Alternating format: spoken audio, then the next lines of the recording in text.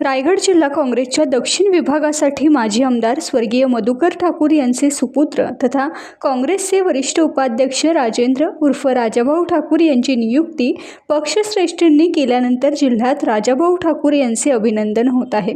राजाभाऊ ठाकूर यांनी आपल्या नियुक्तीबाबत आणि भविष्यात पक्ष संघटना मजबूत करण्यासाठी आपली भूमिका कशी असेल याचा आलेख टाइम्स डिजिटलशी बोलताना मांडला।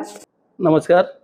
प्रथम आपल्या सर्वांचे आभार आणि खास करून मी काँग्रेस पक्षाचे राष्ट्रीय अध्यक्ष आदरणीय मल्लिकार्जुन खरगेजी साहेब, त्याच पद्धतीने आमचे नेते आणि लोकसभेचे विरोधी पक्ष नेते राहुलजी गांधी, सोनियाजी गांधी, प्रियंकाजी गांधी आणि पूर्ण काँग्रेस परिवाराचं, त्याच पद्धतीने आमचे प्रदेश अध्यक्ष काँग्रेस पक्षाचे आदरणीय सन्माननीय सकपाल साहेब यांचे देखील मी आभार मानेन तर त्यांनी ही फार मोठी जबाबदारी माझ्यावरती सोपवली आणि खरोखर एवढी मोठी जी जबाबदारी सोपवली तिला 100% न्याय देण्याचा मी प्रयत्न करेन। संपूर्ण महाराष्ट्रामध्ये संघटन सृजन अभियानांतर्गत ह्या निवडी झाल्या। त्याच्यासाठी आमचे नेते राहुलजी गांधी यांच्या मार्गदर्शनाखाली आणि संकल्पनेने त्यांनी त्यांच्या एकदम म्हणजे जवळचे ऑल इंडिया काँग्रेस कमिटीचे सेक्रेटरी किंवा त्या लेवलचे जे पदाधिकारी आहेत त्यांना प्रत्येक जिल्ह्यामध्ये पाठवले आणि संघटन सृजन अभियानांतर्गत ते प्रत्येक ब्लॉकमध्ये प्रत्येक त्या भागाभागामध्ये गेले आणि त्या तिथे जाऊन त्यांनी पूर्ण जनतेकडनं आणि काँग्रेसचे सामान्य कार्यकर्ते असतील, नेते असतील, त्यांच्या इथनं त्यांनी माहिती घेतली आणि त्यांनी एकंदरीत विचारलं की बाबा ह्या जिल्ह्यांना तुम्हाला कोण जिल्हाध्यक्ष पाहिजे आहे किंवा कोणते पदाधिकारी काम करतात, त्यांनी पूर्णतः माहिती घेतली आणि जवळजवळ 8 दिवसासाठी ते रायगड जिल्ह्यामध्ये या इथे ज्या पाठवलेल्या त्या काँग्रेस पक्षाच्या राष्ट्रीय प्रवक्त्या डॉक्टर रागिणी नायक त्या आल्या होत्या। 8 दिवसाचं त्यांचं ह्या जिल्ह्यामध्ये वास्तव्य होतं। प्रत्येक तालुक्यामध्ये प्रत्येक ब्लॉकमध्ये त्या गेल्या आणि मला तुम्हाला सांगायला म्हणजे खरोखर म्हणजे माझ्या वडिलांच्या मार्गदर्शनाने म्हणजे स्वर्गीय माजी आमदार मधुकर ठाकूर आणि त्यांच्या प्रेरणेने जे मी काम करतोय त्याच्या आधारावरती ज्या ज्या ठिकाणी ते गेल्या तर जवळजवळ 80 ते 85% लोकांनी, कार्यकर्त्यांनी, नेत्यांनी सांगितलं की जिल्ह्यामध्ये जर आपल्याला काँग्रेस पक्ष अधिक सक्षम करायचा असेल, बळकट करायचा असेल तर तुम्ही राजाभाऊंवर जबाबदारी सोपवा। आणि त्या ह्याच्यामधनं आपण म्हणतो ना की त्या लोकांनी जी मागणी केली त्याचा पूर्ण रिपोर्ट दिल्लीपर्यंत गेला। दिल्लीपर्यंत गेल्यावरती आदरणीय के.सी. वेणुगोपालजी असतील, खरगे साहेब असतील, राहुलजी, ती कमिटी बसली संपूर्ण पक्षाची आणि त्यामार्फत ह्या संपूर्ण महाराष्ट्रातल्या ज्या नियुक्त्या झाल्या आणि त्याच्यामध्ये मला जिल्हाध्यक्षाची ही जी फार मोठी जबाबदारी आहे ती मला दिली। म्हणजे माझी 1-2 दिवसापूर्वी नेमणूक झाली आणि दुसऱ्याच दिवशी आम्हाला प्रदेशाध्यक्षांनी मुंबई प्रदेश काँग्रेसच्या कार्यालयात टिळक भवन येथे बोलवलं। माझ्या इथे एक भारत रक्षक नावाचं इथे आपल्याला बिल्ला दिसत असेल बघा। हे जे आपण म्हणताय संघटन वाढवायचं, त्या संघटन वाढवण्याची ह्याच्यामध्ये त्यांनी लगेच ताबडतोब एक मीटिंग घेतली। सर्व जिल्हाध्यक्षांना बोलवले, सर्व नेते महाराष्ट्रातले, सुशील कुमार शिंदे साहेब होते, बाळासाहेब थोरात होते, बंटी पाटील साहेब होते, सर्वच्या सर्व म्हणजे काँग्रेसचे टॉप लेवलचे नेते तिथे होते आणि प्रत्येकाला जबाबदाऱ्या वाटलेल्या आहेत की आपण काय काय करायचं। आणि संघटन वाढवताना संघटन सृजन अभियानामध्ये असंख्य नेमणुका झाल्या, त्याच्यात इतर सेलच्या देखील नेमणुका झाल्या, त्यांच्या मीटिंग आता चालू झालेल्या आहेत आणि जी माझ्यावरती जबाबदारी दिली ती मी माझे इतर सहकारी प्रत्येक ब्लॉकचे अध्यक्ष यांना सोबत घेऊन तळागाळापर्यंत गावागावामध्ये पोहोचून आम्ही अतिशय चांगल्या पद्धतीचं जे जुनं संघटन बॅरिस्टर अब्दुल रहमान अंतुले साहेबांच्या काळातलं होतं, माझ्या वडिलांच्या काळातलं होतं, ते संघटन काही झालं तरी आम्ही रायगड जिल्ह्यात 100% पुन्हा एकदा उभं करू याची मला देखील खात्री आहे।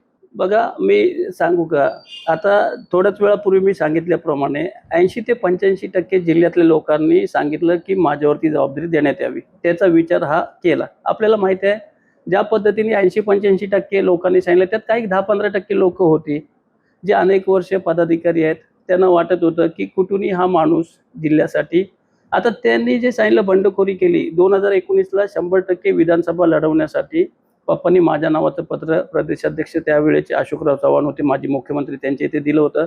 सर्वकडे ही पत्र गेलेली, संपूर्ण ब्लॉकमधनं अलिबाग आणि मुरुड जो मतदारसंघ आहे त्यातील संपूर्ण कार्यकर्त्यांनी 90 ते 95% कार्यकर्त्यांनी सांगितलेलं राजाभाऊला तुम्ही आमदारकीचं तिकीट द्या, परंतु त्यावेळेला आमदारकीचं तिकीट न दिल्यामुळे ही बंडखोरी केली नाही। तर कार्यकर्त्यांचा जो एक हे होता की आपली संघटना टिकायला पाहिजे आणि जर तुम्ही उभे राहिलेत नाही तर आपली जी मंडळी ही शिवसेनेकडे किंवा इतर पक्षांकडे जाईल म्हणून त्यावेळेला मला नाईलाजास्तव उभं राहावं लागलं. ठीक आहे, पक्षाशी बंडखोरी केली नाही केली, आम्ही 100% कार्यकर्ता टिकवला.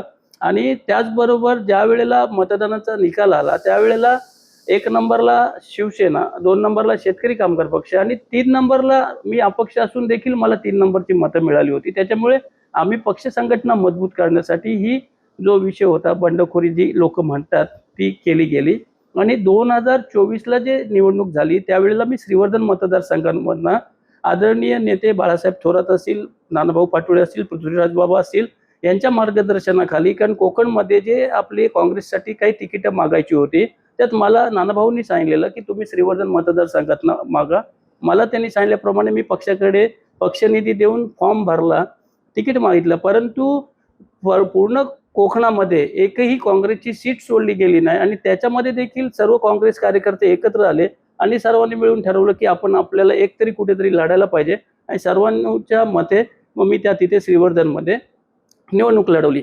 आणि ही बंडखोरी जरी लोक म्हणत असतील तरी त्यावेळेला देखील काँग्रेसचा पूर्ण मतदार, काँग्रेसचे सर्व तालुकाध्यक्ष, काँग्रेसचे कार्यकर्ते आणि सर्व सन्माननीय नेते 1, 2, 4 लोक जर सोडली तर बाकी सर्वच्या सर्व लोक ही काँग्रेसच्या म्हणजे माझ्यासोबत होते.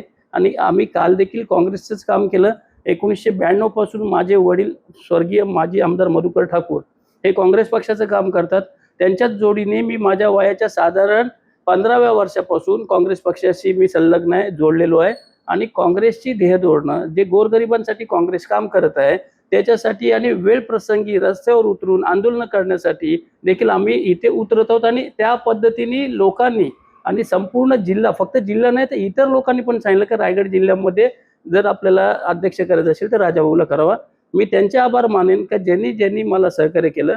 आणि ठीक आहे, काही ठिकाणी बघा नेहमी आपण बघतो राजकारण तर ह्यालाच म्हणतात ना, आपण स्वतः काही करायचं नाही, एखाद्याला जर चांगलं कुठे काय केलं आणि तो जर वाढवणारा माणूस असेल, कारण बरीचशी मंडळी आहे काँग्रेसमध्ये राहून भाजपला किंवा इतर पक्षांना मदत करतात आणि त्यांना थोडंसं पोटशूळ उठणार. पण ठीक आहे, त्यांनी त्यांचं काम करावं, मी माझं काम करणार आहे. असेल सध्या जे देशामध्ये चाललेलं आपण संपूर्ण देशामध्ये बघतोय जी हालत, म्हणजे ठीक आहे हे म्हणत होते की 70 वर्षामध्ये काँग्रेसने काय केलं, पण 11 वर्षामध्ये जे भाजपच्या राज्यामध्ये आज देशाची जी परिस्थिती झालेली आहे, आज आपल्याला माहिती आहे इथे पब्लिक इवन जे तरुण आहेत, म्हणजे अगदी आपण बघितले ज्यांना रोजगार मिळत नाही आहे ते तरुण असतील, पण त्यांनी ज्या ज्या वेळेला मेहनत करून नीट सारख्या परीक्षा दिल्या त्याचे पेपर लिकेज यांची लोक करतात, त्यांना आत्महत्या करण्याची वेळ येते, त्यांना शिक्षण योग्य मिळत नाही, इथे आरोग्याच्या समस्या आहेत. या इथे जर आपण बघत असाल गेले अनेक वर्ष रखडलेला, जवळजवळ 15 ते 20 वर्ष रखडलेला मुंबई गोवा मार्ग जो होता, हा मुंबई गोवा मार्ग पूर्ण न करता त्याच्यावरती टोल वसुलीची घाई असेल. आज आपण बघतोय पेट्रोलचे दरवाढ केल्या, 2-2, 3-3 वेळा पेट्रोल वाढवलं, डिझेल वाढवलं. आज लोकांना खाण्याची परिस्थिती गंभीर केलेली आहे आणि फक्त जाती धर्मामध्ये तेल लावून ह्या ज्या गोष्टी केल्या जातात ह्यांना थांबवायचं. आणि विजन जर आपण विचाराल तर आपल्या रायगड जिल्ह्यामध्ये जे प्रमुख कारखाने आहेत, आरसेप कारखाना आहे, JSW कारखाना आहे, आपण जर बघितलं तर आता गेल आलाय, तिकडे पॉक्सो, आपण इतर असंख्य इथे MIDC आहे, महाड MIDC आहे, आपण बघतोय खोपोलीला MIDC आहे, असंख्य इथे कारखाने आहेत आणि ह्या इथे बाहेरची लोक येऊन काम करतात. ठीक आहे, त्यांना रोजगार मिळावा, बाहेरच्या लोकांनी त्यांच्या क्वालिफिकेशन प्रमाणे काम करावं, आम्हाला आनंद आहे. परंतु सर्वात पहिले इथे जे माझे बेरोजगार तरुण आहेत, या इथे शिक्षण घेऊन ज्यांनी असंख्य चांगल्या चांगल्या डिग्र्या घेतल्यात, कोण इंजिनियर झालेला आहे, कोण BSc झालेलं आहे, इतर अनेक प्रकारच्या डिग्र्या, कोण इंजिनियर म्हणजे आता कॉम्प्युटर सायन्समध्ये इंजिनियर होत आहेत, वेगवेगळ्या डिग्र्या घेतलेली मुलं माझी आज घरी बसलेली आहेत. आज मुलांना रोजगार मिळत नाही, याच्यासाठी आम्ही 100% काँग्रेस पक्षाच्या मार्फत आम्ही लढा देणारच. आणि जे भ्रष्टाचाराचे आता आपल्याला माहिती आहे, मी जर आज नावं घ्यायला गेलो, या जिल्ह्यामध्ये असंख्य लोक भ्रष्टाचार करून मोठमोठ्या पदांवर गेलेले आहेत. आज देखील त्यांचा भ्रष्टाचार चालू आहे, टक्केवारी चालू आहे. 20, 25, 30% आपल्या ठेकेदारांकडनं तुम्ही कमिशन घेता, त्यातनं जी कामं केली जातात त्याचं वाटोळं केलेलं आहे. आणि जिल्ह्यामध्ये ह्या ज्या सर्व गोष्टी झाल्यात किंवा भ्रष्टाचार चालू आहे, हा आम्ही 100% थांबवणार. टाइम्स डिजिटलला लाईक करा, शेअर करा, सबस्क्राईब करा आणि बेल आयकॉन दाबायला विसरू नका. Times digital.